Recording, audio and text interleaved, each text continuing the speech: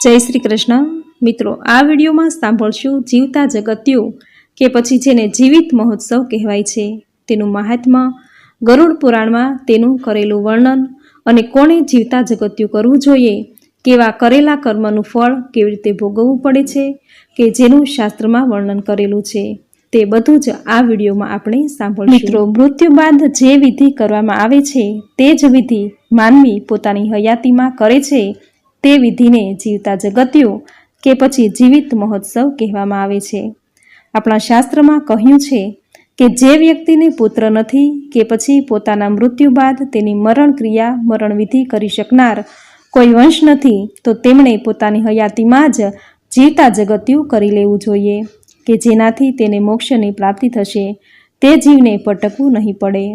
શાસ્ત્રોમાં આ વિધિને જીવિત મહોત્સવ તરીકે ઉલ્લેખ કરવામાં આવ્યો છે. કોઈ સારા શુકનવંતા દિવસે મંદિરોમાં શાસ્ત્રોક્ત રીતે ઉજવાતા જીવિત મહોત્સવમાં વ્યક્તિ પોતાના હાથે જ પોતાનું 12મું, 13મું સહેજદાન વગેરે કરે છે અને તે વિધિ પંડિતો દ્વારા પૂજા અર્ચન દ્વારા કરવામાં આવે છે. જેમણે જીવતા જગત્યું કર્યું હોય તેના મૃત્યુ બાદ તેને કોઈ શોક વિધિ, 12માની વિધિ કે કોઈ વિધિ કરવામાં નથી આવતી અને જો તેની ઈચ્છા હોય તો તેના મૃત્યુ પછી ચક્ષુદાન અને દેહદાન વગેરે મૃતક વ્યક્તિ કરે તો તેનું જીવનું આત્મકલ્યાણ થાય છે. આમ જે વ્યક્તિને પુત્ર નથી તો તે પોતાની હયાતીમાં જ પોતાની અંતિમ વિધિ કરી પોતે આત્મસંતોષ મેળવી સ્વર્ગને સંચરે છે.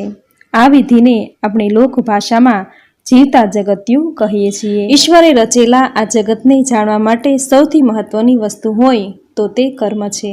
કારણ કે કર્મ થકી જ સુખ, દુઃખ, આદિ વ્યાધિ, શાંતિ, સંતાપ, હર્ષ, શોક વગેરેનો આપણે અનુભવ કરીએ છીએ.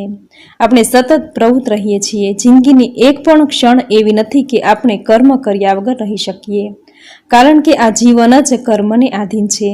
આથી જ જીવ માત્ર સતત ને સતત કર્મ કરતો રહે છે. ખુદ ભગવાને પણ કહ્યું છે કે જ્યારે હું યુગે યુગે અવતાર ધારણ કરું છું ત્યારે મારે પણ કર્મને આધીન થવું પડે છે. આથી આપણે જે કંઈ કરીએ છીએ તે સમજી વિચારીને કરીએ છીએ, પરંતુ કર્મ ગમે તેટલું સમજી વિચારીને કરીએ તો પણ આપણે કર્મ બંધનથી બંધાઈ જઈએ છીએ. આથી જ શાસ્ત્રોએ કહ્યું છે કે કર્મની ગતિ ન્યારી છે અને વેદોએ પણ ગાયું છે કે કર્મ પ્રધાન વિશ્વ કરી રાખા, જો જસ કરી હો તસ ફલ ચાખા. કર્મ તો ઈશ્વરને આધીન છે, જે જેવું કરે તેવું પામે છે. સારા કર્મનું ફળ સારું અને ખરાબ કર્મનું ફળ ખરાબ ભોગવવું પડે છે. આથી આપણે શું કરવું એ આપણા જ હાથમાં છે. દરેક મનુષ્ય ચાહે જીવતો હોય કે મરેલો હોય, પણ તે જ્યાં હોય ત્યાં તેણે કરેલા શુભ કે અશુભ કર્મોના ફળ ભોગવવા જ પડે છે.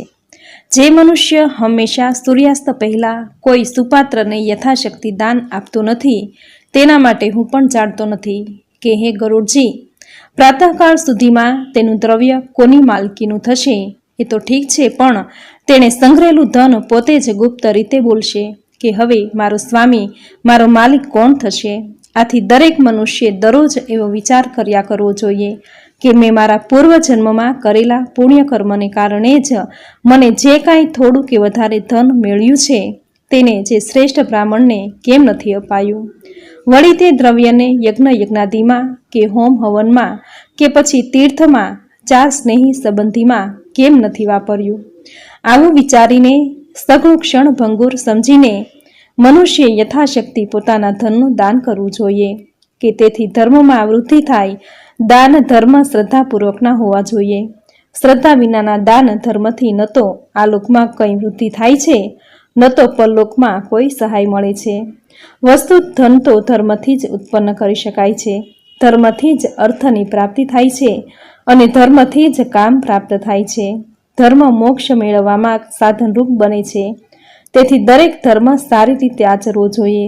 વળી ધર્મ પણ શ્રદ્ધાથી જ ધારણ કરી શકાય છે. દાનના ઢગલાથી ધર્મ ધારણ કરી શકાતો નથી. પૂર્વકાળમાં શ્રદ્ધાથી જ મુનિઓ પણ સ્વર્ગધામમાં ગયા હતા. તેમની પાસે ક્યાં કાંઈ ધન હતું, એટલે ધનનું કશું જ મહત્વ નથી. મહત્વ છે કેવળ શ્રદ્ધાનું. બાકી શ્રદ્ધા વિના જે કંઈ દાન દક્ષિણા, હોમ હવન કર્યા હોય કે તપ કર્યું હોય તો હે ગરુડજી, તે અસત કહેવાય છે. તેથી જ શ્રદ્ધા વિનાનું જે કંઈ કર્મ કરાય છે તેનું કોઈ પણ ફળ આ લોકમાં કે પરલોકમાં તેને પ્રાપ્ત થતું નથી. ગરુડ બોલ્યા, હે દેવેશ્વર, કયું કર્મ કરવાથી પ્રેતપણું પ્રાપ્ત થાય નહીં? હે દેવોના ઈશ્વર, આ ધરતી પરના સર્વ જીવોના હિતમાં તમે મને સમજાવો. ત્યારે ભગવાન શ્રી કૃષ્ણ બોલ્યા, હે ગરુડ, આ માટે મરણ પછી થતી એથેર્વ દેહી ક્રિયા કે મરણ પછીની ઉત્તર ક્રિયા હું તમને સમજાવું છું.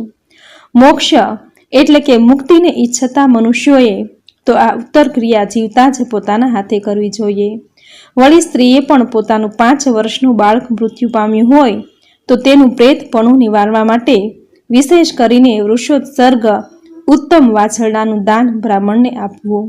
આ વૃષોત્સર્ગ સિવાય બીજી કોઈ ક્રિયા આ પૃથ્વી પર મૃત થયેલાનું પ્રેતપણું દૂર કરવાને અસમર્થ છે. જે મનુષ્ય પોતાની હયાતીમાં પોતાના મૃતક સંબંધીઓ પર વૃષોત્સર્ગ રૂપ વાછરડાનું દાન કરે કે પોતાના સંબંધીઓ પાસે તે દાન કરાવે, તેને ઉદ્દેશીને જે દાન કરાયું હોય તેને ક્યારેય પ્રેતપણું પ્રાપ્ત થતું નથી. વૃષોત્સર્ગ ક્રિયા સિવાય બીજા કોઈ પણ યજ્ઞો કે દાનો વડે પ્રેતાત્માનું પ્રેતપણું દૂર કરી શકાતું નથી. શ્રી કૃષ્ણ આગળ બોલ્યા, હે ગરુડ, જે મનુષ્ય મરેલાની પાછળ તેને ઉદ્દેશીને વૃષોત્સર્ગ એટલે કે વાછરડાનું દાન કે નીલ પરણાવવાની ક્રિયા કર્યા વિના જો પિંડ દાન કરે તો તેનું શ્રેય કે પુણ્ય ફળ તે મરનાર કે મરેલાને ઉદ્દેશીને તે કર્મ કરનારને સંબંધીને જે કંઈ દાન આપ્યું હોય તે સર્વ કાંઈ નિષ્ફળ જાય છે. જેથી મૃતકનું પ્રેતપણું દૂર થતું નથી, પરંતુ તે અતિ સ્થિર થાય છે. એક વાછરડાનું દાન કર્યા વિના સેંકડો શ્રાદ્ધો ભલે કરાય તો પણ તેનું પ્રેતપણું દૂર થતું નથી. હે ગરુડ, જેને પુત્ર જ ન હોય, અગર પુત્ર થયો જ ન હોય એવા વાંઝ્યાની સદગતિ થતી જ નથી, એને સ્વર્ગ પણ પ્રાપ્ત થતું નથી. આથી મનુષ્ય કોઈ પણ ઉપાયથી પોતાને ત્યાં પુત્રનો જન્મ થાય તેવા ઉપાયો અવશ્ય કરવા જોઈએ. જે નરકે નારી અપુત્રવાન છે, જેને પુત્ર નથી, તેમણે પોતાની જીવિત અવસ્થામાં સ્વયં પોતાની ઉત્તર ક્રિયા કરવી જોઈએ, જેથી તેઓ મરણ પછી અભય પદને પ્રાપ્ત કરી શકે. વળી દરેક મનુષ્ય પોતે જાતે જે દાનો આદિ અન્યો દ્વારા કે સ્વયં આપ્યા હોય તે બધા તેની આગળ જીવતા કે મરણ પછી તેને સુખી કરવાને સદાકાળ ઉપસ્થિત રહ્યા કરે છે, જેથી તે આ લોકમાં કે પરલોકમાં ક્યારેય પણ દુઃખી થતો નથી. વળી જે મનુષ્ય જે પ્રકારની ભોજન પદાર્થો કે જે પોતાની હાથે દાન આપ્યા હોય તે સર્વ દેહાંતે અક્ષય ફળને આપનાર થાય છે. જે મનુષ્ય ગાયોના, ભૂમિના, સુવર્ણના વસ્ત્રોના દાન આપ્યા હોય અને સુપાત્રને રહેવાને ઘર આપ્યા હોય તે બધા મરણ પછી તે જ સ્થાને જાય છે, ત્યાં તેની સમક્ષ હાજર રહે છે. આમ મનમાં સમજીને પ્રત્યેક મનુષ્ય જ્યાં સુધી પોતાનું આરોગ્ય સારું હોય ત્યાં સુધી મારી રીતે ધર્મ, ધ્યાન, દાન આદિ કરવા જોઈએ. કારણ કે આ ક્ષણભંગુર દેહનો તો શો ભરોસો? આ શરીરમાં જ્યારે રોગ ઘર કરે છે ત્યારે તેને દેહની ચિંતા રહે છે. તે વખતે તે બીજાના કહેવાથી કે દોરવાઈ જઈને દાન, ધર્માદા આદિ કરવાને ઉત્સાહિત થતો નથી. કોઈ મનુષ્યનું મૃત્યુ થાય અને તે પછી તેની પાછળ જ્યાં સુધી ઉત્તર ક્રિયાઓ કરવામાં આવે નહીં ત્યાં સુધી મરનારનો જીવાત્મા વાયુરૂપે રહેતો હોવાથી ભૂખ અને તરસથી વ્યાકુળ થઈ જઈને દિવસ રાત અહીં તહીં ભટક્યા જ કરે છે. આમ જે મરેલાના જીવાત્મા પાછળ શાસ્ત્રોક્ત રીતે ઉત્તર ક્રિયા થઈ નથી હોય તો તે અંતે કીટક કે પતંગિયા રૂપે તે જન્મ્યા કે મર્યા કરે છે.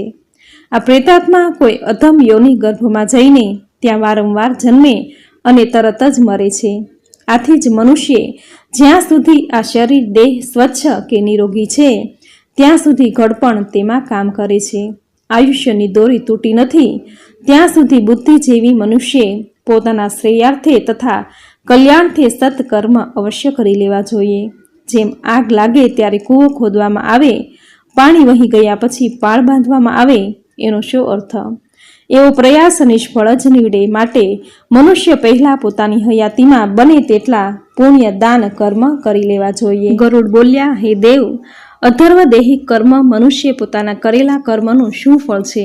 બીજાના હાથે કરાયેલા કર્મનું શું ફળ છે? તેમજ સ્વસ્થ અને બેભાન અવસ્થાવાળાએ જે કર્મ કર્યું હોય અથવા જે વિધિ રહિત કર્મ કરાયું હોય તેનું પણ શું ફળ મળે છે તે મને સમજાવો. શ્રી કૃષ્ણ બોલ્યા, જો કોઈ સ્વસ્થ દેહ અને ચિત્તવાળો મનુષ્ય કોઈ મૃતકને સંબોધીને એક ગાયનું દાન કરે અને કોઈ બીજો રોગિષ્ઠ મનુષ્ય મૃતકને ઉદ્દેશીને 100 ગાયોનું દાન આપે તો પણ તે સરખું જ ફળદાયી નીવડે છે. પરંતુ જે મનુષ્યે મૃતકને ઉદ્દેશીને 1000 ગાયોનું દાન આપ્યું હોય પણ જો તે સાચી શ્રદ્ધા અને અંતઃકરણપૂર્વકથી નહીં આપેલું હોય તો તે દાન નિષ્ફળ જાય છે. તેનું દાન કંઈ પણ ફળ આપતું નથી. વળી કોઈ મનુષ્ય વિધિ રહિત 1,00,000 ગાયોનું દાન આપ્યું હોય તોય તેને કશું જ ફળ મળી શકતું નથી. જે કોઈ ભાવિક મનુષ્યે તીર્થસ્થાનમાં જઈને કોઈને હૃદયથી માત્ર એક જ ગાયનું દાન આપ્યું હોય તો પણ તે 1,00,000 ગણું ફળ આપે છે. જે દાન કોઈ પાપ રહિત સુપાત્રને અપાય છે તેનું ફળ દિન પ્રતિદિન વધ્યા જ કરે છે. જ્ઞાની મહાત્માઓ કોઈ પણ દાન ભલે લે તો પણ તેને કોઈ દોષ લાગતો નથી. પર્વના દિવસે કોઈ નિમિત્તે દાન આપવાની ઈચ્છા થાય તો સુપાત્રને દાન આપવું જોઈએ, પણ કુપાત્રને કદી પણ દાન આપવું જોઈએ નહીં. કુપાત્રને આપનારું કંઈ પણ હિત થતું નથી. જે મનુષ્ય કુપાત્રને એક ગોદાન કરે છે તો તે દાતા તેના કુળના 21 પુરુષો સાથે નરકમાં જઈને વસે છે અને પારાવાર યાતના ભોગવે છે. આ રીતે ગોદાન લેનાર કુપાત્ર પણ મરણ પછી નરકગામી બને છે અને એના કુળના મનુષ્યો પણ નરકની યાતના ભોગવે છે. કોઈ પણ મનુષ્ય પોતાના હાથે કરેલા દાન આદિનું ફળ પોતાની ઈચ્છા પ્રમાણે પ્રાપ્ત કરી શકે છે. જીવિત અવસ્થામાં સ્વહસ્તે ભક્તિભાવથી મનુષ્ય જે કંઈ દાન પુણ્ય આદિ કરે છે તેનું ઉત્તમ ફળ તેના મૃત્યુ બાદ થનારા બીજા જન્મમાં તેને અવશ્ય પ્રાપ્ત થાય છે. જે મનુષ્યને એક પણ પુત્ર નથી તેણે મોક્ષ માટે ખાસ કરીને પોતાના હાથે પોતાનું ઉદર્વદેહિક કરવું હિતાવહ મનાય છે. તેમાંય જે નિર્ધન છે તેણે પોતાના જીવતા આ ક્રિયા કર્મ કરી લેવા જોઈએ.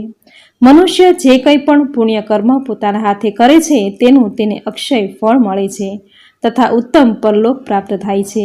દરેક મનુષ્યે પોતે મરણ પછીનું ઉત્તમ કર્મ જીવતા પોતે કરી લેવું જોઈએ, કારણ કે તેણે તે વનરૂપી ભાણું ગ્રહણ કર્યું હોય કે સાથે રાખ્યું હોય તો મરણ પછી પરલોક જવાના માર્ગે તે મનુષ્ય સુખપૂર્વક જઈ શકે છે.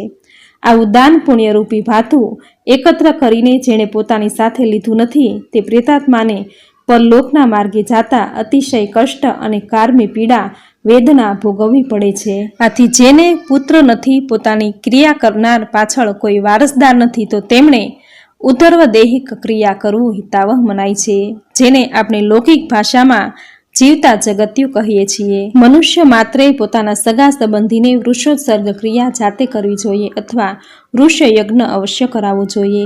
આ યજ્ઞ નિમિત્તે એક વાછરડાનું દાન કરવું મહત્વનું ગણાય છે. જેને પુત્ર હોવા છતાં તેના મરણ પછી મૃત્યુ ક્રિયા વૃષ યજ્ઞ આદિ જો કરવામાં નહીં આવે તો તે પ્રેતપણામાંથી કદી પણ છૂટતો નથી. તેનું પ્રેતપણું કાયમ રહે છે. આ પ્રમાણે જો પુત્રહીન હોવા છતાં સ્વયં પોતાને સંબંધીને પોતાની હયાતીમાં જ વૃષક્રિયા આદિ કરે તો મૃત્યુ પછી તે પરલોકમાં જાય છે, જેને આપણે જીવતા જગત્યું કહીએ છીએ. આના પરથી કહી શકાય કે વૃષોત્સર્ગ આદિ મરણ ક્રિયા જેને માટે કરાય તેની સદગતિ અવશ્ય થાય જ છે. તેની ઉત્તમ સદગતિ મહાયજ્ઞોથી કે મહાદાનોથી પણ થઈ શકતી નથી. હે ગરુડજી, આમ મનુષ્ય દેહ જે ક્ષણિક છે, ક્ષણવારમાં નાશ પામે છે, તે દેહનું અભિમાન કરે તે જ વ્યર્થ છે. આમ સમજીને મનુષ્યને જીવનની અનિશ્ચિતતા જાણીને પોતાની પાસે જે કંઈ દ્રવ્ય હોય, વધારાનું હોય તેમાંથી હંમેશા દાન કરતા રહેવું જોઈએ. છતાંય જે મનુષ્ય દાન યા ધર્મ નહીં કરે તેને આયુષ્યના ફળરૂપે કીર્તિ અને ધર્મ મળતા નથી. આથી જ પોતાના આત્માના કલ્યાણ માટે યથાશક્તિ દાન, પુણ્ય, ધર્મ આદિ કાર્યો જરૂર કરવા જોઈએ. જે વ્યક્તિને સંતાન નથી, પોતાની મરણ ક્રિયા પાછળ ક્રિયા કરવાવાળું કોઈ વંશજ નથી તો તેમણે જીવતા જ જગત્યું કરી લેવું જોઈએ. પોતાના જીવતા જ જે વૃષોત્સર્ગ કે પછી વૃષ ક્રિયા આદિ કરે તો મૃત્યુ પછી તે પરલોકમાં જાય છે. આવો ઉલ્લેખ ગરુડ પુરાણમાં કરેલો છે. તો મિત્રો, આ હતું જીવતા જગત્યું કે પછી જીવિત મહોત્સવનું વર્ણન, જે તમે પૂરી શ્રદ્ધાથી અંત સુધી સાંભળ્યું. જે સાંભળવું તમને જરૂર ગમ્યું હશે તો વિડીયોને લાઇક કરી કોમેન્ટમાં જય શ્રી હરિવિષ્ણુ, જય પિતૃદેવ જરૂર લખજો. ચેનલ પર જો નવા છો તો ચેનલ સબસ્ક્રાઈબ કરી બાજુમાં બેલ આઇકન પ્રેસ કરી દેજો, જેથી આપણા આવતા દરેક નવા વિડીયોની નોટિફિકેશન તમને મળતી રહે. તો ફરી મળીશું આવી જ નવી ધાર્મિક માહિતી, નવી ધાર્મિક કથા સાથે. ત્યાં સુધી આપ સૌને મારા જય શ્રી કૃષ્ણ.